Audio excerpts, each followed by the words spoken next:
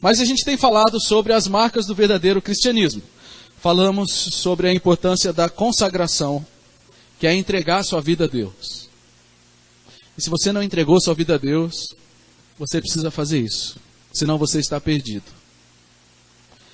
Mas nós falamos sobre transformação, que é a consequência da consagração. Quando a gente entrega a nossa vida a Deus, nós somos transformados. Depois nós começamos a perceber que nós não estamos sozinhos, como hoje aqui, por exemplo. Deus salva muita gente. Aí eu queria pedir que os jovens e os adolescentes não conversassem hoje, tá bom? Nem olhassem o celular, nem nada, só para anotar a mensagem. Beleza. Então nós não somos salvos sozinhos, nós temos pessoas junto conosco e nós precisamos aprender a conviver. Então as últimas mensagens têm sido sobre convivência na igreja, e nessa mensagem de hoje e na próxima, nós vamos falar sobre conviver com as pessoas de fora, inclusive com os nossos inimigos. Você tem inimigos? Talvez não, talvez sim, talvez você vai descobrir que tem numa hora muito ruim. Mas as últimas duas mensagens falam disso. Mas são desafios importantes de convivência e tem a ver com o verdadeiro cristianismo. Uma boa convivência. Hoje, nós vamos falar sobre harmonia. Harmonia. Parece redundante, né? Boa convivência, amor, harmonia. Mas cada assunto tem o seu detalhe diferente. E para ilustrar a importância da harmonia, eu quero usar algumas figuras aqui. Tá? Por exemplo, vou mostrar uma aqui. Aqui, seleção brasileira. Dá para ver bem? Dá para ver mais ou menos, né? Essa foto foi tirada no dia 8 de julho, ou de junho, de 2014. E a seleção brasileira entrou em campo muito confiante na Copa aqui do Brasil. Estava tudo programado e eles treinaram para eles jogarem em perfeita harmonia. Mas faltou uma coisa. Faltou avisar um outro time e entrou esse time aqui. Alemanha, vestido de preto e vermelho. Que jogou de modo infinitamente mais harmonioso do que o time brasileiro. Todo mundo vai se lembrar desse dia. Por muitos e muitos anos. O resultado qual foi? O resultado da falta de harmonia na seleção brasileira. E da harmonia perfeita do time alemão. Qual foi o resultado? 7-1. E uma vergonha que não tem tamanho. A não ser que o Brasil ganhe de 7-1 da Alemanha em alguma Copa, essa vergonha não vai passar. E eu estava vendo os gols da partida esses dias. Olha, que desastre que foi o Brasil. Um corria para um lado, o outro corria para o outro. Ninguém acertava passe, ninguém acertava chute. E o técnico, que era o responsável pela harmonia, desesperado e apático, sem conseguir fazer nada. E aí, a harmonia é uma coisa importante ou não é? 200 milhões de envergonhados por causa da falta de harmonia desses benditos aí. Então a harmonia é uma coisa séria. Um outro exemplo muito importante de que a harmonia é uma coisa importante é uma orquestra. E vocês falam assim, nossa, quanta gente! Uma orquestra assim boa, ela tem bem mais de 30 integrantes, bem mais. 40, dependendo do caso, até mais. Agora imagina uma orquestra sem harmonia. É impossível. Imagina o cara do prato, né? Aquele grandão lá. Ele vai tocar 2 horas na música, ele vai tocar em 2 participações. Na primeira nota e na última. Essa vai ser a grande participação dele. E aí ele vai lá, o maestro vai contar, ele tem que entrar no 4. 1, 2, 3, tchá! Tocou no 3. Vocês acham que isso acontece? Acontece, nos ensaios, na apresentação é mais raro. Mas imagina a vergonha da orquestra toda e de todo mundo, se você for assistir uma orquestra desarmoniosa. São exemplos simples, que mostram que na vida a gente precisa de harmonia. E como? E como? O mundo de hoje, o mundo do pecado, é um mundo onde a harmonia se perdeu em praticamente todas as áreas. Sim ou não? Sim. Daqui a pouco a gente vai falar um pouquinho sobre isso. Então, esse texto que nós vamos ler agora, ele fala da importância da harmonia. Ele fala de algumas atitudes que a gente precisa ter para colaborar para que o ambiente onde a gente esteja seja um ambiente harmônico. Olha só, muito simples de entender. Tenham a mesma atitude uns para com os outros. Não sejam orgulhosos, mas estejam dispostos a associar-se a pessoas de posição inferior.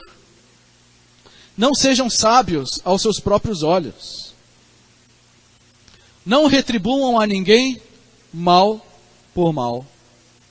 Procurem fazer o que é correto aos olhos de todos. E o último, façam todo o possível para viver em paz com todos.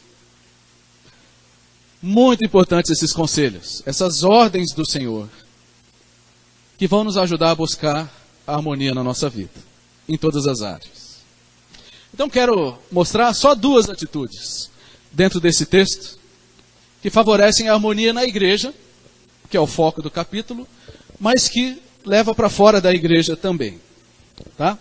A primeira atitude é uma atitude que eu vou chamar de agregadora. E uma coisa agregadora é algo que agrega, né? Óbvio. Que soma, que une, que junta as peças, como num quebra-cabeça, por exemplo. Elas têm que estar bem combinadas, e às vezes em uma peça você vai encaixando outras, e você vai montando, porque está tendo uma função agregadora ali, está juntando as coisas. E esse primeiro versículo nos ensina sobre isso. Vou repetir o texto. Tenham uma mesma atitude uns para com os outros. Não sejam orgulhosos, mas estejam dispostos a associar-se a pessoas de posição inferior. Não sejam sábios aos seus próprios olhos. Muito bem. O que Paulo está nos ensinando aqui, o apóstolo Paulo, sobre uma atitude agregadora. O que é isso? Como que a gente desenvolve e como que a gente cresce para se tornar uma pessoa que agrega e não que separa. Uma pessoa que une os outros na igreja, que favorece o ambiente. A gente, primeiro, não faz diferença no trato. É isso que Paulo disse. Paulo diz, tenham a mesma atitude uns para com os outros. Quero ler esse texto aqui. Olha que bonito. Todos vocês são filhos de Deus, mediante a fé. Todos vocês que creram, tá? Mediante a fé em Cristo Jesus. Pois os que estão em Cristo foram batizados, de Cristo se revestiram. Isso é a consagração a Deus. E aí ele explica, não há judeu, nem grego, escravo, nem livre, homem, nem mulher, pois todos são um em Cristo. Um dos textos mais bonitos do Novo Testamento, para mim e para você. A igreja daquela época era uma igreja muito misturada. Era uma igreja que tinha os judeus que se achavam os corretos.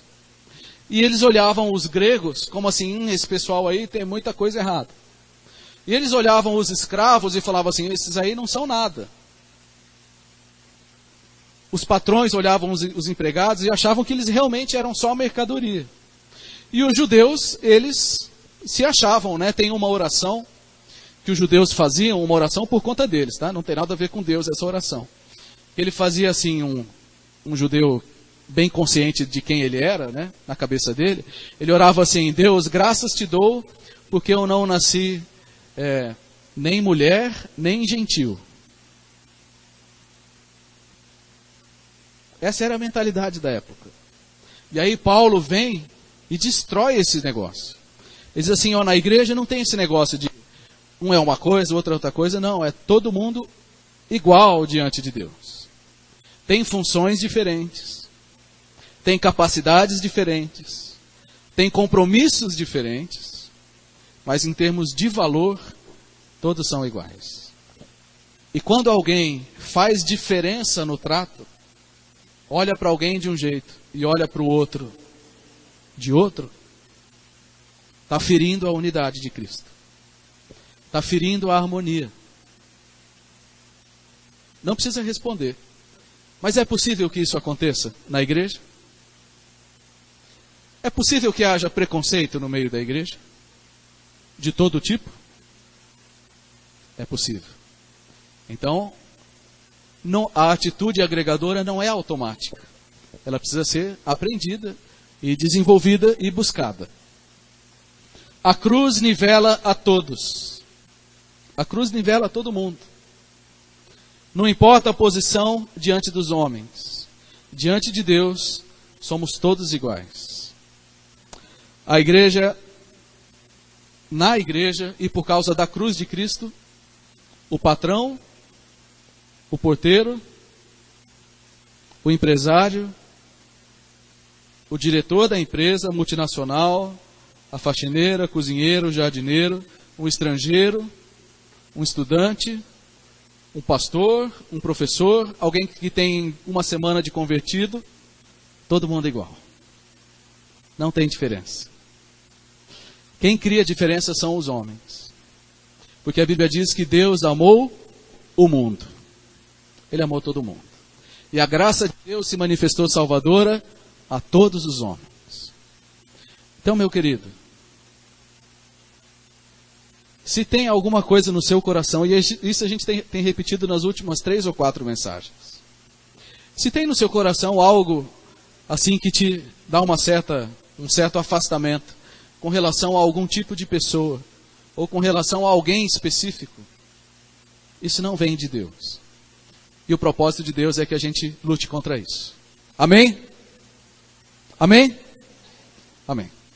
O pastor Hernandes Dias Lopes, comentando sobre esse capítulo, ele dá o resumo. Ele diz assim: um cristão não pode ser uma pessoa egoísta nem arrogante. Parece tão simples entender isso, mas tão difícil de praticar. Não ser egoísta e não ser arrogante. O oposto de uma atitude agregadora são aquelas pessoas que causam divisões. No Novo Testamento existem muitos textos, do começo do Novo Testamento até o final, falando para a gente tomar cuidado com aquelas pessoas que causam divisões. E hoje nós lemos um texto de manhã, no texto de Provérbios, capítulo 6, que diz que Deus odeia algumas coisas.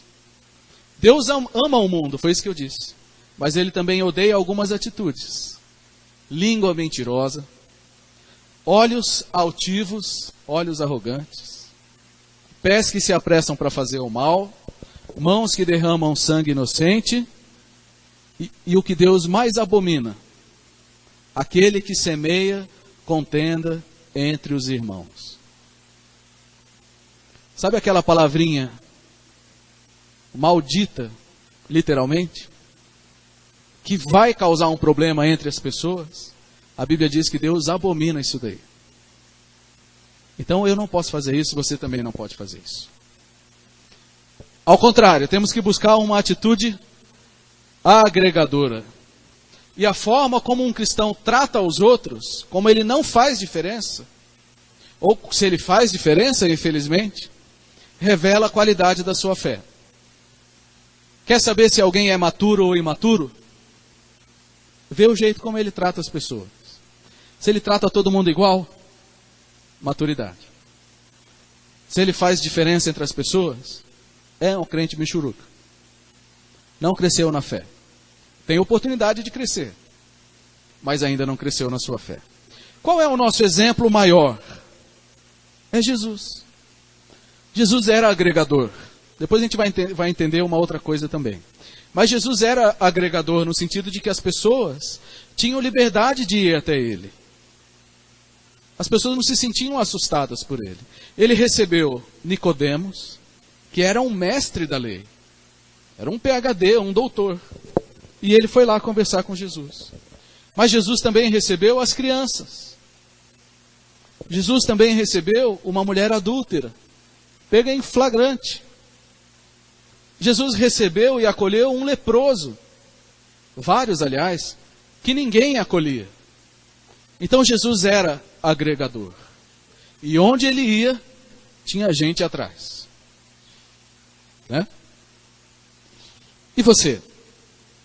Você atrai ou afasta as pessoas? As pessoas sentem liberdade de chegar até você e abrir o coração? Ou elas têm medo do que pode acontecer? É só uma pergunta, mas que a gente precisa pensar. Para a gente desenvolver uma atitude agregadora, a nossa referência é Jesus. Mas o texto continua e Paulo diz que além de não fazer diferença, ele diz assim, estejam dispostos a associar-se, aqui, não sejam orgulhosos, mas estejam dispostos a associar-se a pessoas de condição inferior ou de condição humilde. Como eu disse, diante de Deus é todo mundo igual, no sentido do seu valor como ser humano. Então o que Paulo está dizendo é que existe posição, mas isso é coisa dos homens, não é coisa de Deus. Existe diferença de posição, um é mais importante, outro é menos importante, mas isso não é coisa de Deus, isso é coisa dos homens. Então, para nós que conhecemos a Deus e que queremos obedecer a Deus, não deve ter nenhum problema da gente se associar com qualquer tipo de pessoa quanto à sua condição. Não estou dizendo quanto ao seu comportamento. Porque semana passada o João pregou aqui. Se a pessoa não tem uma vida regrada, a gente não deve caminhar com ela. A gente tem que amar e ajudar e trabalhar com ela, mas a gente não pode concordar com aquela conduta.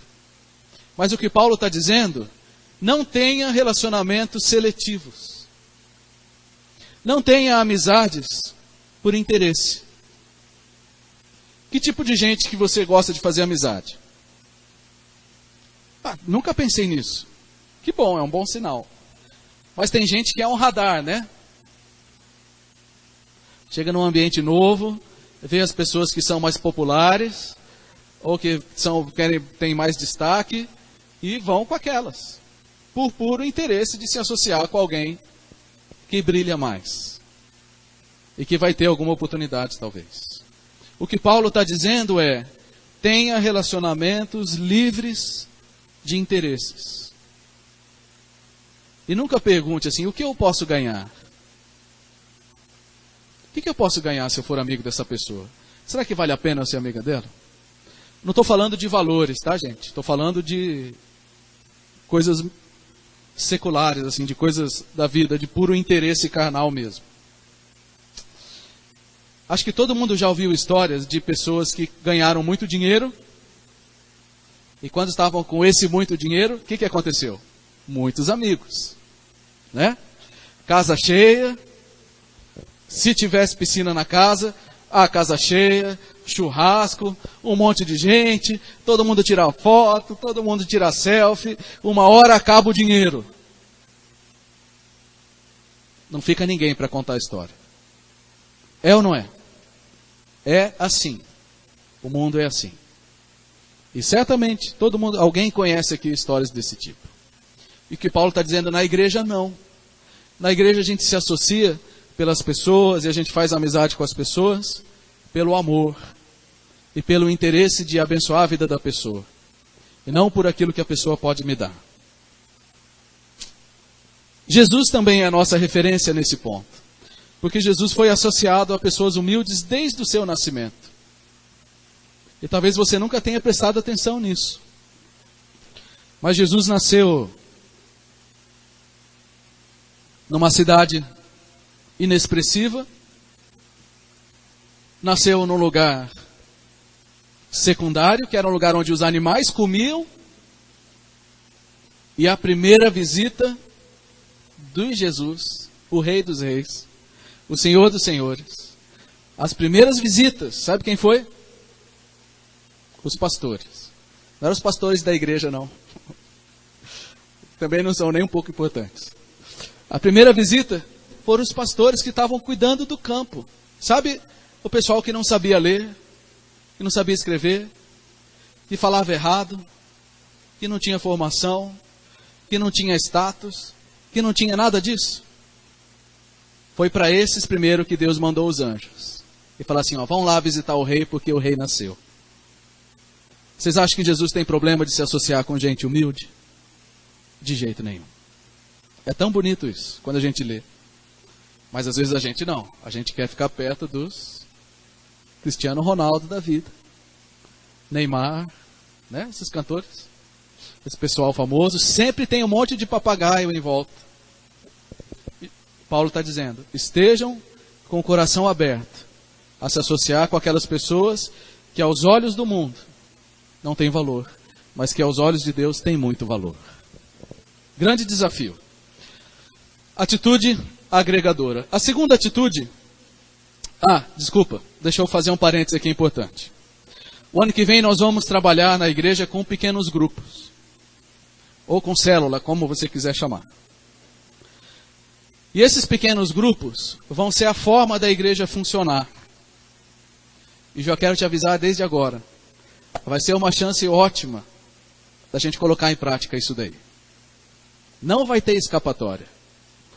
Nós vamos ser estimulados a participar com pessoas que são diferentes de nós, que não têm a mesma cultura, a mesma linguagem, mas um ótimo desafio, uma ótima oportunidade de desenvolver essas atitudes. Uma atitude agregadora e a próxima que eu vou falar aqui. Então preparem-se porque o ano que vem vai ser um ano de muitos desafios. A segunda atitude que Paulo fala é uma atitude pacificadora. Olha que legal esse texto aqui. Tenho certeza que todo mundo gosta muito dele. Diz assim, não retribuam a ninguém mal por mal. Fácil, moleza. Procurem fazer o que é correto aos olhos de todos e façam todo o possível para viver em paz com todos. Desafio bem grande. Uma das marcas do cristianismo mais importantes é a pacificação. Jesus disse lá no Sermão do Monte, ele disse, bem-aventurados ou felizes os pacificadores, porque eles serão chamados filhos de Deus. Aqueles que são pacificadores são chamados filhos de Deus. Não é qualquer coisa, gente. Isso aqui é muito importante. Qual é a natureza humana? Pacificador ou brigador? Não achei outra palavra melhor para isso. A natureza humana não é de pacificação. Na primeira desavença aqui sobre a terra, Adão e Eva, Deus chegou para Adão. Adão, você fez aquilo que eu falei que não era para você fazer. O que Adão fez? Foi a Eva. Botou a culpa na esposa. Eva, foi você? O que a Eva fez? Foi a serpente. E a serpente? Não tem mais ninguém para colocar a culpa. Não. Brincadeira à parte, essa é a natureza do ser humano. Quais foram os dois primeiros filhos de Adão e Eva? Caim e Abel. Como é que terminou a história? Caim ficou com inveja, foi lá, matou Abel, seu irmão. Qual é a natureza humana? De pacificação ou de separação, de briga? Se deixar a gente sozinho, se deixar o ser humano sozinho, vai ter confusão. A não ser que Deus entre na jogada. Então, bem-aventurados os pacificadores, porque eles serão chamados filhos de Deus. Esse é o desafio dessa parte do texto. Nós temos conflitos em todas as áreas. E o mal acontece em todas as áreas. Por exemplo, na família. Existe conflito na família? Eu citei de manhã, vou citar de novo. Vocês viram aí a notícia daquele jogador que foi assassinado. Uma história horrível. Vocês acham que era uma família harmoniosa ou conflituosa? Que história mal contada, né? Que história mal contada. Existe conflito no trabalho? Tem uma moça aqui na igreja Alicia, e ela nem está aqui hoje, porque ela foi para o sepultamento de uma prima, que foi assassinada.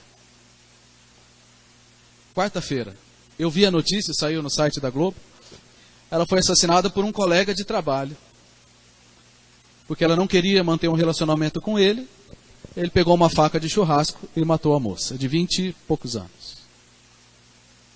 Existe conflito ou não existe conflito? Na família, no trabalho, na escola.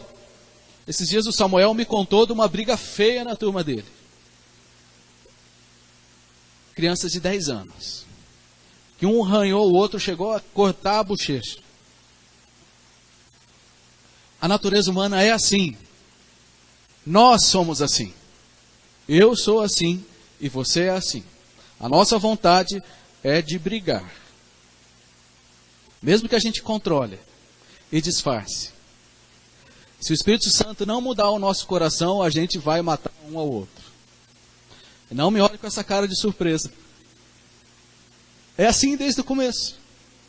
Mas Deus está nos ensinando que é possível mudar. Conflitos com o vizinho. Conflitos na igreja. Então, uma atitude pacificadora, ela é indispensável no nosso dia a dia. E nós temos até alguns ditados sobre isso, né? Por exemplo, aquele terrível que diz assim, uma pessoa se achando grandes coisas. Ah, eu sou daquele tipo que dou um boi para não entrar numa briga, mas dou uma boiada para não sair. Deveria ser o contrário. Eu dou um boi para não entrar numa briga e dou uma boiada para continuar fora dela. Pode vir quente que eu estou. Ó, o pessoal, mais de 40 aí. Quem fala o que quer, ouve o que não quer. Então é assim. Falou, eu mando de novo. Não é assim?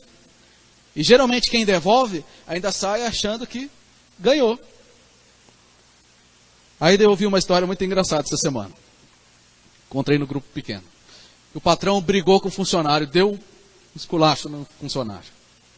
O funcionário chegou em casa irritado, gritou com a esposa.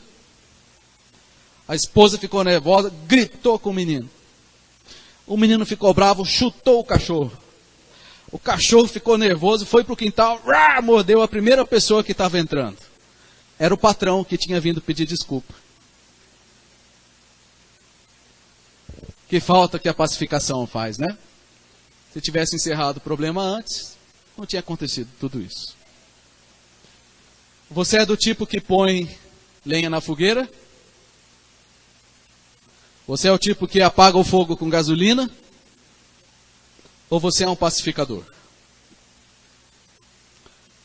Tem gente que faz assim, vê alguém sofre alguma coisa, ou alguém é maltratado, e a outra pessoa fala assim, não acredito que você vai deixar ela falar assim com você. Está pondo gasolina no fogo. Não acredito que você não vai fazer nada. Ó, pacificação, ó, já foi embora. O certo seria, não faz nada, deixa ele ficar errado sozinho, não esquenta a cabeça. Mas essas coisas que eu estou dizendo, acontecem, não acontecem? Então, esse é o tema do capítulo 12 inteiro que Paulo está nos ensinando, que é o seguinte, ele diz, pessoal, se Cristo salvou vocês, tem que ter transformação. Não dá mais para continuar do mesmo jeito. Quem era boca dura, xingava, não pode continuar fazendo isso. Quem era briguento, não pode continuar fazendo isso. É isso aí. Os que correm, alcançam. Vai chegar. Que bom que ele veio. E Paulo está falando sobre a importância da transformação na nossa vida. Não tem como entregar a vida para Jesus e continuar do mesmo jeito. Deus nos aceita como nós somos, do jeito que você é, com todos os seus erros e defeitos. Deus te aceita. Mas você não pode continuar do mesmo jeito. Ele te aceita para te transformar e para me transformar. Esse é o desafio. Olha o que o pastor Hernandes também escreve sobre isso. Pagar o mal, o bem com o mal, é demoníaco. Pagar, opa, morreu. Voltou. Tá, eu lembro a frase. Ele diz assim: pagar o bem com o mal é demoníaco. Pagar o mal com o mal é humano. Pagar o mal com o bem é divino. Que bonito. Eu queria que a gente lesse junto. Assim o pessoal já acorda e todo mundo participa. Vamos ler juntos? Pagar o bem com o mal é demoníaco. Pagar o mal com o mal é humano. Pagar o mal com o bem é divino. Foi justamente isso que Deus fez por nós. Agora, não é somente não retalhar alguém, mas é promover a graça. Ou seja, não é só uma coisa passiva, em que você aguenta o sofrimento, mas é algo ativo. A gente promove a paz. A gente se esforça e se empenha para ter harmonia onde a gente está. Isso significa algumas coisas. Primeiro, para a gente se tornar um pacificador, para você se tornar um pacificador, primeiro, exige uma decisão. E exige empenho. Olha o que Paulo diz em Efésios. Façam todo esforço para conservar a unidade do Espírito pelo vínculo da paz. Ou seja, não vem por acaso. Se a gente não se empenhar para se dar bem com os irmãos, não vai acontecer. Se a gente não se esforçar para preservar a unidade na igreja, a harmonia, essas coisas vão se perder. Obrigado, Jesus.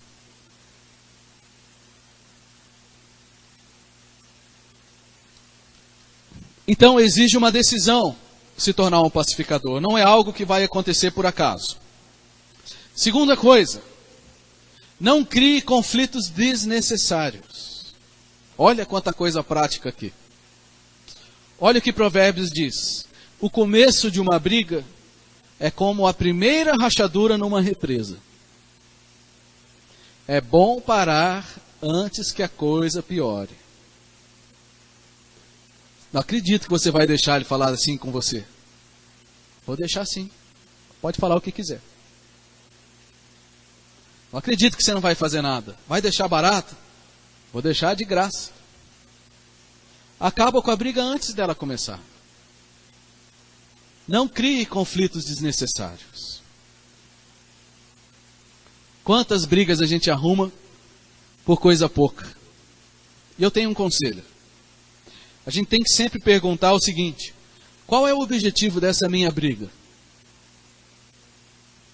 Por que nós estamos brigando? A gente vai descobrir que a maior parte das brigas não tem objetivo nenhum. É simplesmente a alegria de brigar ou o descarrego de um coração pecaminoso, de um e de outro. Então a orientação é: não crie conflitos desnecessários. Mas é difícil. É difícil. Terceiro, tenha como alvo sempre a boa convivência.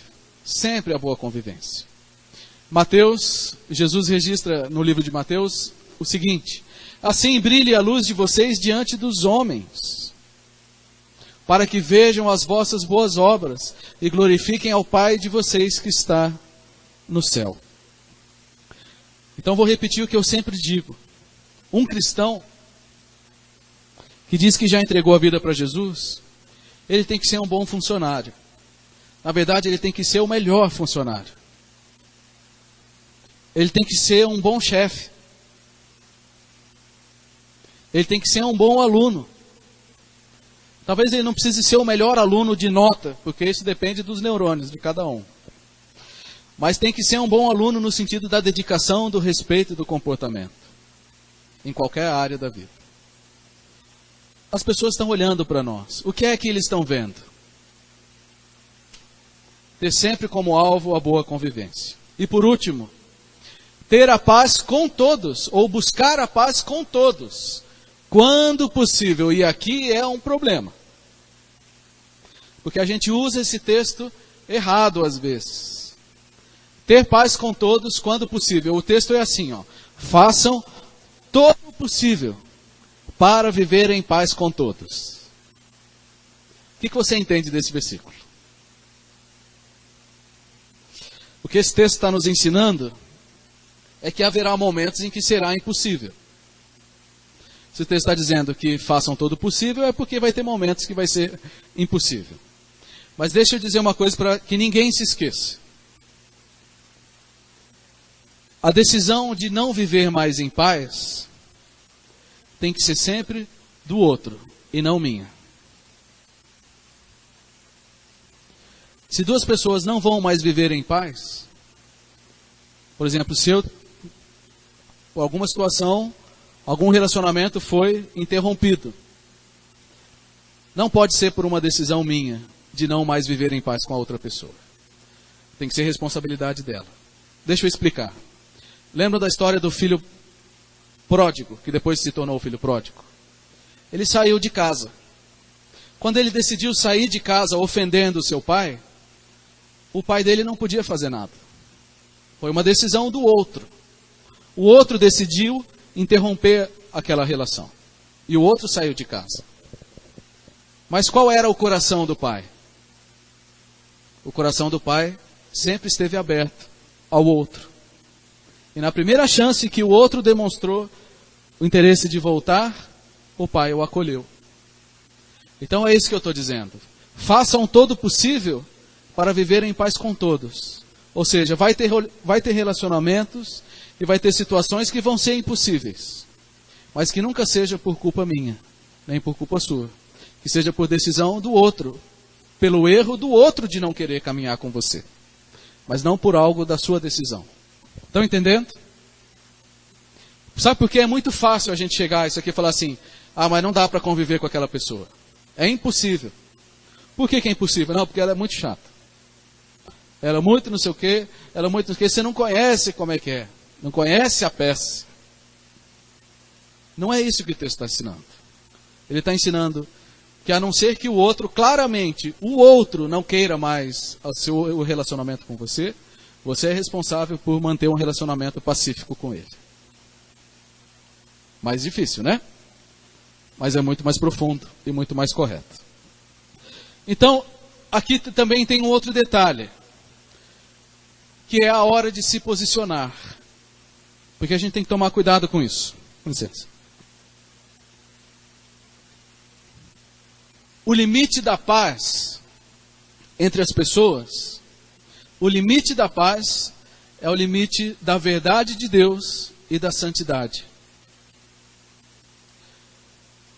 Se alguma situação fere a verdade de Deus ou fere a santidade, não tem como ter paz com essa pessoa. Tá? Então são duas ideias que parecem contrárias, mas elas são complementares na verdade. Tem uma hora que a gente vai ter que se posicionar. Olha o que Hebreus diz assim: esforcem-se para viver em paz com todos e para serem santos. Se em algum momento, aqui, sem santidade, ninguém verá o Senhor. Então, o limite da paz é a santidade. Jesus era uma pessoa agregadora, como eu disse há pouco tempo atrás? Sim. Ele recebeu todo tipo de gente, ele acolheu todo tipo de gente, ele tinha o coração aberto àqueles que o buscavam, menos com relação àqueles que feriam a verdade de Deus. Com relação a esses, ele foi impiedoso. E Jesus disse: ai de vocês, hipócritas. Então existe um limite, e o limite é a santidade. Então, quero colocar aqui mais uma frase também do pastor Hernandes. Ele diz assim: um cristão terá inimigos, mas não pode criar inimigos. Vamos entender o que é isso aqui. Por causa da verdade, por causa da santidade e por causa das coisas corretas, um cristão vai ter inimigos. Mas que não seja por causa do seu mau comportamento. É isso que essa frase está querendo dizer. Se você vai ter um inimigo na sua vida, porque você está fazendo a coisa certa, graças a Deus. É exatamente isso que a Bíblia ensina. Agora, se você vai ter um inimigo, porque o seu comportamento está errado, misericórdia. Então, para concluir, a igreja é a expressão visível de Cristo aqui nesse mundo. Quando alguém perguntar assim, como que é Jesus? O que é Jesus? O que é Jesus? A resposta deveria ser, olha para a igreja. Olha para a igreja. Olha para a igreja e você vai ver Jesus. Olha como os irmãos lá se relacionam e você vai ver Jesus. Nós podemos dizer isso da nossa igreja?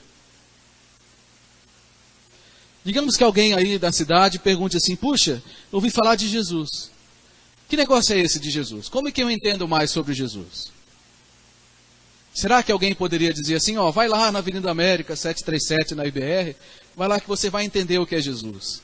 Porque a forma como aquela igreja vive em harmonia mostra quem é Jesus. Será que a gente pode dizer isso? Eu gostaria muito que isso fosse verdade. Espero que seja. Espero que seja. Mas para isso, é importante a sua contribuição. Com a harmonia, com a nossa orquestra aqui.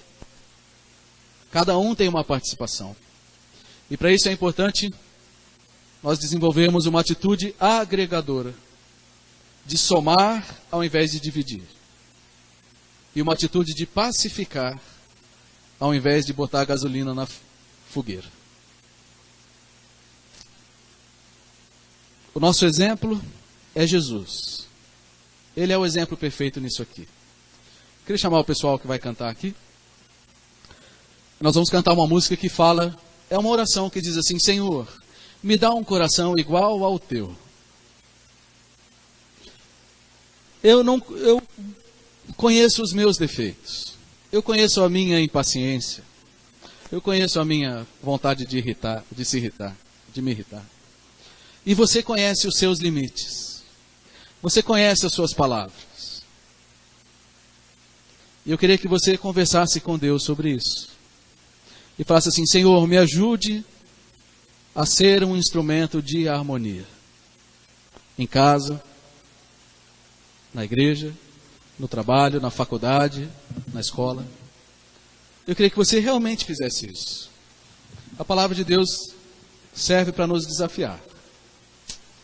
Quais são os seus limites? Quais são os seus desafios? Feche seus olhos. Abra o seu coração para o Senhor e admita. Peça ajuda e agradeça pela palavra do Senhor, o privilégio de ser ensinado, de ser desafiado.